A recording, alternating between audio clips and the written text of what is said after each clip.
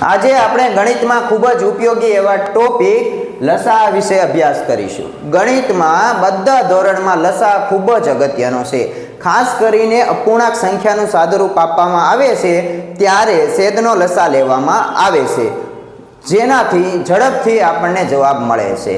તો આપણે વિસ્તૃત સમજીએ લસા, લઘુત્તમ સામાન્ય અવયવી। અવયવી કઈ રીતે મળે? તો ધારો કે 10 ના અવયવી મેળવવાનું કે તો 10 10 10 ઉમેરતા જવાના, એટલે કે ઘડિયો બોલવાનો છે 10 20 30 40 50 60 70 80 90 100 110 120 એવી રીતે આપણે ઘડિયો બોલીને અથવા તેને તે સંખ્યા ઉમેરીને અવયવી મેળવીએ છીએ। અહીં આપણે લસા મેળવવાનો છે 20 25 અને 40।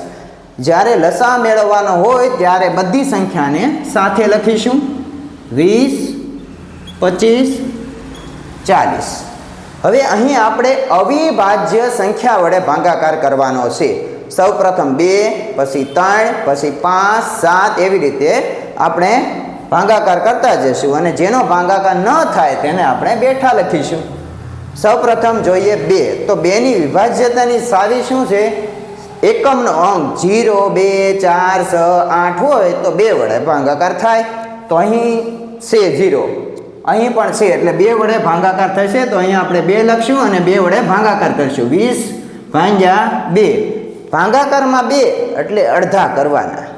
20 ના અડધા કેટલા થશે? 10। 25 નો 2 સાથે ભાગાકાર નથી થતો એટલે 25 આપણે બેઠા લખીશું એઝ ઇટ ઇઝ। 40 નો 2 સાથે ભાગાકાર અડધા કરો એટલે આપણને 20।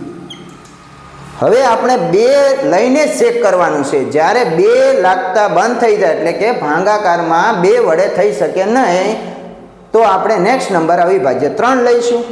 તો અહીં 2 વડે ભાગાકાર થાય છે, તો ફરીથી આપણે અહીંયા 2 લખીએ।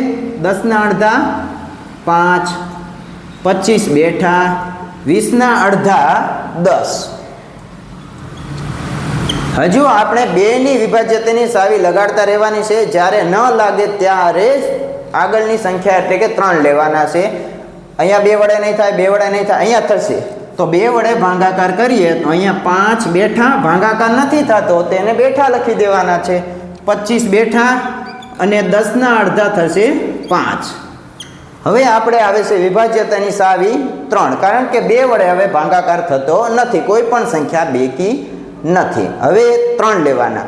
3 ની વિભાજ્યતાની ચાવી શું છે? બધા અંકોનો સરવાળો કરવાનો, 3 ના ઘડિયામાં આવે એટલે કે 3 વડે ભાંગી શકાય તો તે સંખ્યાને 3 વડે ભાંગી શકાય। અહીં 5 છે, 3 વડે ભાંગી શકાય નહીં। 25 માં બંનેનો સરવાળો કરો, 5 + 2 7, 7 ને 3 વડે ભાંગી શકાય નહીં, તો અહીં 3 ની ચાવી લાગુ પડશે નહીં। તો એના પછીની અવિભાજ્ય સંખ્યા છે 5। 5 ની ચાવી શું છે?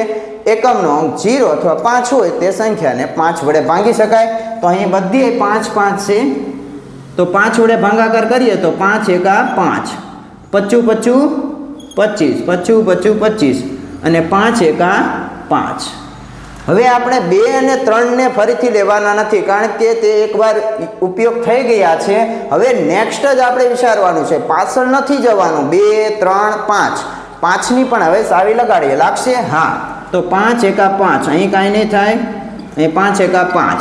હવે આપણે લસા લખીએ તો આ જે અવિભાજ્ય અવયવ એટલે કે અવિભાજ્ય સંખ્યાનો ઉપયોગ કર્યો તેનો ગુણાકાર કરવાનો છે।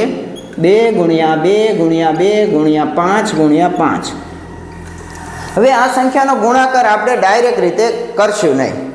હવે 1 2 અને 1 5 છે એટલે કેટલા બનાવે ગુણાકારમાં? 10। 5 ગુણ્યા 2 એટલે કે 10, અહીંયા 10 બનશે અને બીજા 10 બનશે એટલે 10 ગુણ્યા 10 કેટલા થાય? 100, અને બીજા ગુણાકારમાં 2 એટલે કે 200 થશે। તમે લાંબી મેથડ પ્રમાણે કરવું તેના કરતાં જ્યાં તમને ગુણાકારમાં 5 અને 2 ની જોડ દેખાય એટલે 10 લઈ લેવાના। તો અહીં 2 2 5 5 એટલે કે 5 અને 2 ની 2 જોડ બની, એટલા માટે અહીંયા 10 10 થશે। 10 ગુણ્યા 10 100, ગુણાકારમાં 2 એટલે 200। તમે આમ પણ કરી શકો, 2 ગુણ્યા 2 4, 4 દુ 8, 8 પંચા 40 અને 40 પંચા 200। તો આવી રીતે આ લસા મેળવ્યો ખૂબ જ ઉપયોગી ટોપિક છે, અને આમાં તમને કંઈ ખબર ન પડે તો કોમેન્ટ દ્વારા તમે પૂછી લેજો મને, જેથી કરીને તમને સરળતાથી બધું આવડી જાય. અગત્યનો ટોપિક છે, હજુ પણ કહું છું, ખાસ કરીને લસા મેળવતા તો આપણને આવડવો જ જોઈએ.